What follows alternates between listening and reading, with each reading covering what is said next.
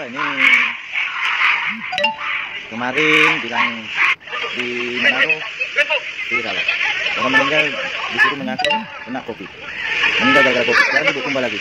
Apa sebenarnya nih? Hey there, subscribe to my channel and also press this bell icon.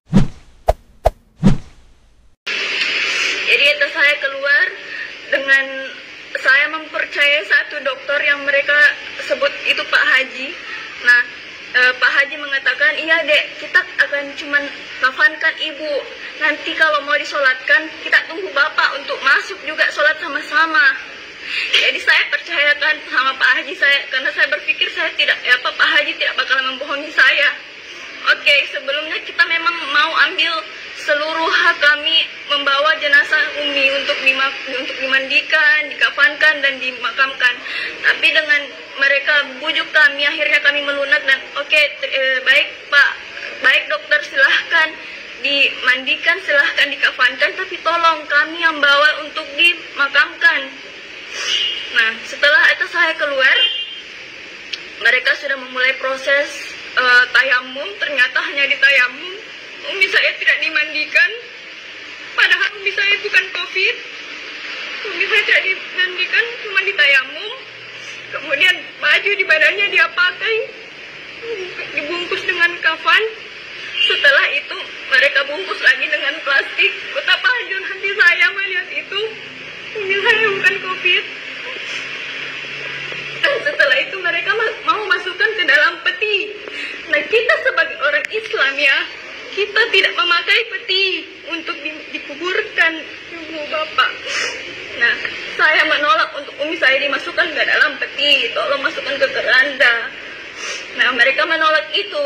Ada satu orang tim gugus sudah menarik tangan saya dengan keras. Saya pun bersikeras memegang peti agar supaya peti itu tidak dimasuki oleh jenazah Umi saya.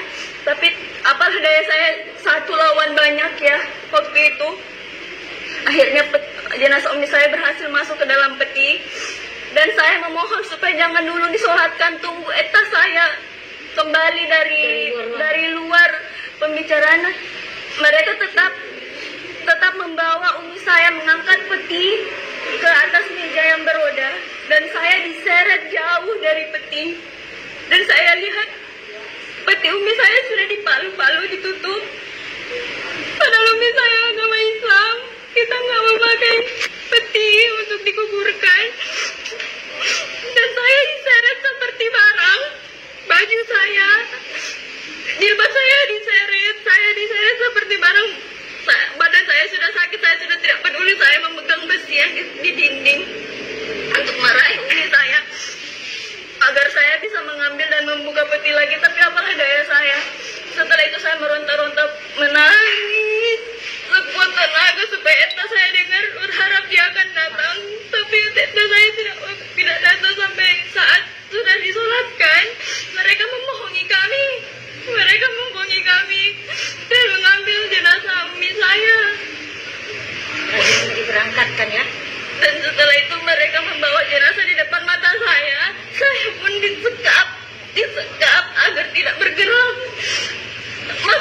Coba dibayangkan, saya seorang diri perempuan seorang diri disekap oleh beberapa lelaki.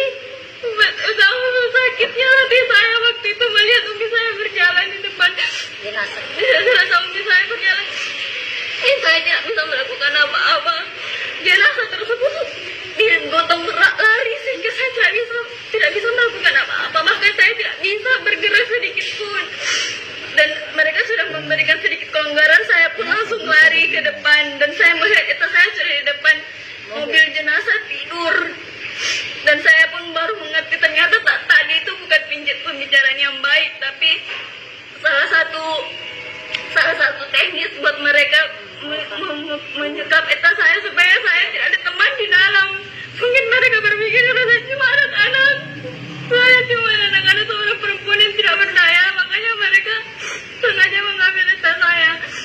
Dan saya pun tidak terima. Saya naik ke atas mobil jenazah supaya saya memblok mobil jenazah supaya tidak pergi. Saya melihat adik-adik saya yang